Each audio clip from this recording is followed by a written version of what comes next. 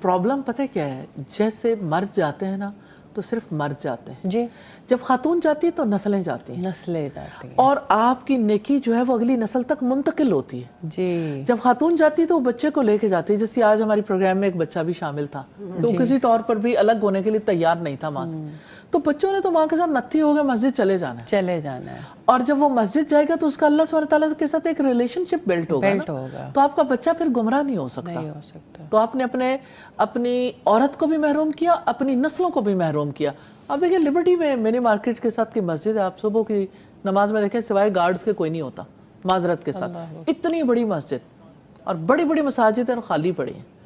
اور تو اس کو کیونکہ ہم خالی ایک رکھنے دینی کا پلیٹ سبب فارم پہ بیٹھے ہیں، اس لیے مجھے لگتا ہے کہ مساجد کے رول کے اوپر بات ہونی چاہیے۔ یہ ہمارے کمیونٹی سینٹرز تھے، یہ ہمارے ہبس تھے، اور ہم اور ساری جو اس کی آرائش پہ بات کر لیتے ہیں۔ جیسے پچھلے دنوں ایک صاحب سے ملاقات ہوئی تو میں اس دن سے بہت زیادہ سوچتی ہوں کہ سب یہ سمجھتے ہیں کہ جو تاجر برادری ہے، جو تاجر حضرات ہیں، ان کا کام یہ ہے کہ بڑی بڑی مساجد بنا کے دے دینا، ان کی تزئین کے لیے کام کر لینا، اس کو خوبصورت کر دینا۔ اور وہ ایک صاحب کے الفاظ آپ کو بھی یاد ہیں، انہوں نے کہا کہ ہمیں ایسا لگتا ہے کہ دیندار طبقہ ہمیں کہتا ہے کہ یہ ہم نے آپ کو جنت کا ٹکٹ کاٹ کے دے دیا ہے، بس آپ جائیں، آپ سوسائٹی میں جو مرضی کریں، یہ کام ہمیں کرنے دیں۔ جب ہم نے یہ کام اپنے ذمے لیا تو ہم نے کتنا رول پلے کیا کہ ہم نے اس کمیونٹی ہب سینٹر کو، جہاں سے پوری کمیونٹی کے دکھ سکھ شیئر ہونے تھے، جہاں سے پرسنالٹیز گروم ہونی تھی، ڈیولپ ہونی تھی، اس کے اوپر ہم بات ہی نہیں کر رہے ہیں۔ ہم ایک اور مسجد بنانے پہ ضرور بات کریں گے، ہم عام ہوں یا ہمارے سارے دینی طبقے ہوں، لیکن اس مساجد جو ہزاروں اور لاکھوں کی تعداد میں موجود ہیں، ان کے رول کے اوپر جو ہے وہ اصل میں نا ایک اور بات بھی ہے، ہمارے یہاں تاریخی طور پر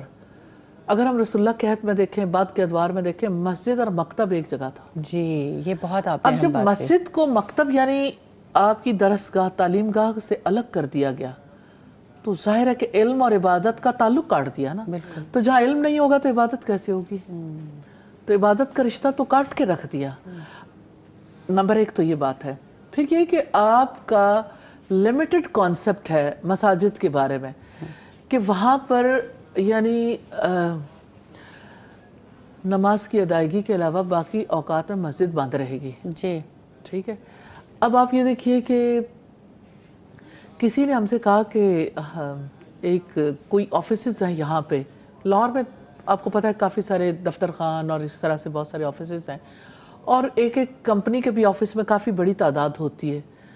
تو کسی نے مجھے بتایا کہ ایک فلاں آفس ہے، اس میں جو آفس بوائے ہے وہ جماعت بھی کرواتا ہے، اور آفس بوائے جو ہے نا باقی لوگوں کو چائے دیتا ہے اور باقی کام کرتا ہے۔ میں نے کہا یہ بالکل گورے کے کانسیپٹ کے عین مطابق ہے، کیونکہ گورا یہ چاہتا ہے کہ جو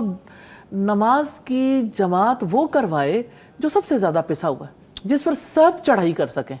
اصل بات یہ ہے، اب آپ دیکھیں کہ آپ نے اس کو جو مقام دیا ہے وہ اسی طرح کا رول پلے کر سکے گا نا۔ مسجد کیسے رول پلے کرے گی جب تک آپ امام مسجد کو اس لیول تک نہیں لاتے، اور امام مسجد کی تعلیم کے لیے، اس کو ایجوکیٹ کرنے کے لیے کام نہیں کرتے۔